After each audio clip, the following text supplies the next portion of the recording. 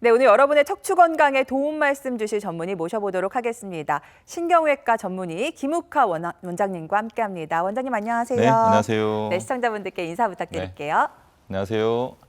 여러분의 척추 건강 지킴이 김욱하입니다. 이렇게 장마철 날씨가 좋지 않으면 하던 운동을 날씨가 좋아지면 해야자고 미루는 분들이 계실 텐데요. 미루지 마시고요. 이런 날씨에는 실내에서 스트레칭과 맨손 운동을 해주는 것이 건강관리에 도움이 되니까 꼭 실천해 주시면 감사하겠습니다. 저는 오늘 방송을 통해서 장마철에 심해지는 척추 관련 통증을 치료하는 방법을 여러분에게 전해드리겠습니다. 네, 방송 보시다가 궁금하신 점 있으시면요. 아래 나가고 있는 번호로 연락 주시면 되고요. 원장님 본격적으로 장마철이 시작됐습니다. 사실 우리 어르신들 허리가 이 기상청보다 더 정확하다라는 우스갯소리도 있는데 비 오면 유독 더 쑤시고 아픈 허리 통증, 대표적인 척추 질환 어떤 것들이 있을까요? 네, 척추의 대표적인 질환은 두 가지를 꼽을 수 있는데요. 협착증과 디스크가 되겠습니다. 우선 협착증을 설명드리면 척추 내로 신경이 다니는 통로가 많이 있는데 그 통로들이 여러 변화로 인해서 좁아지고 신경이 압박을 받아서 증상이 유발되는 병이 되겠습니다. 다음 화면 주시면요. 왼쪽에 있는 두 MRI 영상처럼 척추 신경 통로가 넓어야 되는데 오른쪽 두 화면처럼 좁아지면 신경이 눌려서 문제가 일어나는데요. 특히 허리 협착증의 경우에 걸을 때에 허리와 양쪽 엉덩이 다리가 당기고 아파서 걷는 게 점점점 힘들어지는 것이 특징적인 증상이 되겠습니다. 네. 다음은 디스크인데요. 허리 디스크는 정상적으로 있어야 될 곳이 아닌 곳으로 디스크가 튀어나와서 신경을 눌러서 증상을 유발하는 병이 되겠습니다. 다음 화면 주시면요. 지금 노랗게 칠해진 것이 신경 통로로 튀어나온 디스크를 표시한 것인데요. 저렇게 많은 양의 디스크가 튀어나오면 신경이 무척 많이 눌리게 되고요. 그로 인해서 보통은 한쪽 엉덩이와 다리가 너무 아프고 터질 것 같고 하는 그런 증상을 유발하는데 네. 어떤 자세를 취해도 힘든 경우가 있습니다. 이것이 디스크의 특징적인 증상입니다. 네, 이렇게 협착증과 디스크의 특징적인 부분들 살펴봤고요. 내가 어디에 문제가 있는지 잘 알아야 그 부분을 잘 치료받을 수 있을 텐데 통증 부위에 따라서 척추 어디에 이상이 있는지도 미루어 짐작해 볼 수가 있을까요? 네, 요추가 1번부터 5번까지 그리고 천추 1번으로 구성되어 있는데요. 어디에든 문제가 생기면 허리 통증이 발생할 수 있어서 허리 통증만으로는 어디에 이상이 있나를 짐작하기는 좀 쉽지 않은데요. 하지만 다리 쪽으로 통증이 동반이 되면 짐작하는 게 가능합니다. 특히 다리의 바깥쪽으로 통증이 동반되면 요추 4번과 5번 사이에 이상이 있을 거라고 추측할 수 있고요. 다리의 뒤쪽으로 통증이 동반이 되면 요추 5번과 천추 1번 사이에 증상이 문제가 있겠다라고 예상할 수 있는데요. 그런데 한 가지 여기서 꼭 명심하실 건 허리가 아프지 않고 엉덩이와 다리만 아픈 경우가 있는데요. 이런 때에도 척추에 문제가 있을 수 있다는 점은 꼭 명심하면 좋겠습니다. 네. 그리고 또 원장님들 나오실 때마다 이 통증이 시작되면 빨리 병원에 오는 게 중요하다라는 말씀을 하시는데 사실 통증이 시작될 때 빨리 병원에 가야 하는 이유가 바로 여기에 있습니다. 단계적 치료법 때문이죠. 네, 맞습니다. 꼭 명심하셔야 될 건 아픈 걸 미루지 않으면 중요합니다. 왜냐하면 대부분의 경우에 병원에 빨리 내원하시면 지금 화면에 보시는 것처럼 1단계 보존적인 치료만으로도 충분히 증상을 완화시킬 수가 있습니다.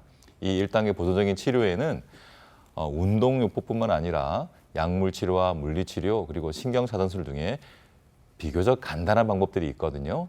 꼭 아프면 병원 가시는 걸 미루지 않으셨으면 좋겠습니다. 그런데 이제 이 1단계 치료만으로도 증상이 해결되지 않을 때에는 2단계인 비술적인 치료를 받게 되는데요. 네. 여기에는 증식 주사 치료, 신경성형술, 양방향 척추 내시경술 등의 방법이 있습니다.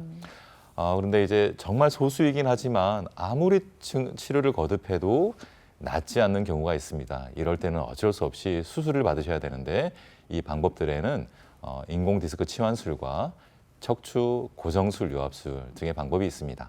네, 이렇게 병원에 빨리 오시면 수술하지 않고도 여러 가지 방법들로 내 허리를 치료해 볼 수 있는 건데요. 오늘은 그 비수술적인 치료법들을 소개해 드리려고 합니다. 가장 먼저 증식 주사 치료를 좀 살펴보려고 할 텐데 어떤 원리로 허리가 좋아지는 거고 또 주사를 몇 번이나 맞아야 하는지 이 부분들 많이 궁금해 하실 것 같아요. 네, 척추내를 구성하고 있는 인대나 힘줄이 많이 있는데요. 이런 부분들이 부분적으로 손상을 받고 불완전하게 치유가 되었을 때 통증이 유발되고 이 통증을 치료하는 방법이 증식주사 치료가 되겠습니다. 소량의 자극성 물질을 인대나 힘줄이 뼈에 부착하는 부위에 주사를 하게 되면요. 염증성 반응이 일어나게 되고요. 이 염증성 반응을 내 스스로 치유하는 과정을 통해서 미약하고 느슨해진 인대나 힘줄이 보다 탄탄하게 강화되어서 척추가 안정화되고 그로 인해서 통증이 해결되는 방법이 되겠습니다. 네. 대체적으로 한 달 간격으로 6 내지 10회 정도 치료를 하고 있습니다. 네, 한 달 간격으로 6번에서 10번 정도만 맞으면 허리가 좋아진다니 저도 좀 놔주세요 하고 오시는 분들 많을 텐데 다 받을 수 있는 건 아니잖아요. 이 증식주사 치료에 적합한 분들 어떤 분들일까요? 네, 우선 수술을 받지 않고 척추와 관련된 통증을 해결하고 싶은 경우에 증식주사 치료가 한 가지 대안이 될 수가 있고요. 네. 그리고 아까 단계별 치료를 보셨지만 1단계 보존적인 치료를 아무리 많이 받았음에도 불구하고 통증이 지속될 때 그리고 신경 차단술에 쓰이는 스테로이드의 부작용을 경험하셨거나 아니면 스테로이드의 부작용이 우려되어서 신경 차단술을 받기를 꺼려하실 때에도 증식주사 치료를 받으시면 좋겠습니다. 그리고 수술을 받은 이후에 통증이 재발한 경우에도 이 증식주사 치료를 통해서 충분히 통증을 해결할 수가 있습니다. 네, 수술 말고 통증만으로도 이 주사만으로 통증을 잡을 수 있다니 많은 분들이 관심을 가지실 것 같은데요. 주요 특징들도 한번 이어서 살펴볼까요? 예, 가장 큰 특징은 내 몸 스스로의 치유 능력을 이용해서 내 몸 속에 있는 인대나 힘줄을 강화를 시켜서요. 척추를 안정화해서 통증을 완화한다는 것이 큰 특징이 되겠습니다. 그리고 시술 과정이 비교적 간단하고 시간도 짧게 걸리고요. 부작용이 비교적 적게 생기기 때문에 만성 질환을 여러 가지 가지고 계시거나 고령의 환자분들도 비교적 안전하게 치료를 받을 수 있다는 것이 또한 큰 특징이 되겠습니다. 네, 이런 특징들을 갖고 있는 증식주사 치료 이어서 실제 치료를 받아보신 분들의 사례도 좀 만나보도록 하겠습니다. 허리뿐만 아니라 사실 이 목 쪽도 요새 컴퓨터 많이 하시고 스마트폰 때문에 많이들 안 좋으신데 50대 어머님이 이 목 쪽에 증식주사 치료를 받아보셨나 봐요. 네, 이분은 54세 여자 환자분인데요. 10년 전부터 뒷목과 양쪽 어깨가 너무 아프고 무겁고 그래서 힘들어 하셨던 분입니다. 근데 지금 화면에 보시면 경추의 MRI 영상이 되는데요. 디스크들은 무척 건강해 보입니다. 그럼에도 불구하고 통증이 지속되어서 이런저런 치료를 받고 지냈지만 계속 통증이 지속되니까 이제 모든 거 이제 포기를 해야 되나 이제 고민하셨던 분인데요. 네. 이럴 이럴 때 좋은 치료법 중에 하나가 바로 이 증식주사 치료가 되겠습니다. 이 분의 경우는 치료를 거듭받으면서 통증이 정말 계단처럼 뚝뚝뚝 떨어져서요. 6회 치료를 받은 이후에 지금은 처음 느꼈던 그런 통증들이 거의 사라진 상태로 일상적인 활동을 잘하고 계시는 그런 사례가 되겠습니다. 네, 이렇게 목 통증도 많이 좋아지셨다고 하니까 허리는 어떨까 궁금하실 것 같은데요. 다음은 70대 후반 어머님의 허리 사례인데요. 3년 전에 수술을 받으셨고 또 한 차례 골절이 있으셨나 봐요. 예, 이분 같은 경우는 이제 3년 전에 요추 5번과 천추 1번 사이에 화면을 보시는 엑스레이 화면처럼 고정술과 유압술을 받으셨던 분입니다. 그런데 최근 몇 개월 사이에 다시 이제 엉덩이와 다리가 아파서 이제 힘들었던 분인데요. 이렇게 이제 유압술을 받은 다음에 시간이 흐르면 주변 부위들이 나빠지는 경우가 흔히 볼 수가 있습니다.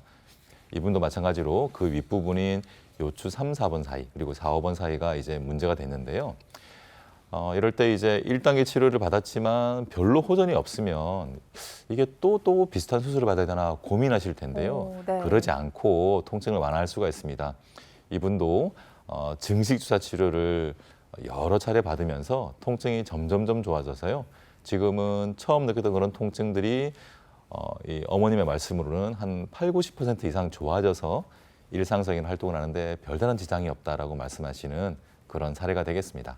네, 이렇게 증식 주사로 목도 좋아지고 허리도 좋아지신 분들의 사례 만나갔고요. 비 내리는 오후 시간입니다. 유독 오늘 허리 통증 때문에 더 고생하고 계시다면요. 오늘 저희 쪽으로 문의 주시면 되겠습니다. 지금부터는 여러분들의 문의 전화 받아볼 텐데요. 시청자 참여 방법 다시 안내해 드립니다.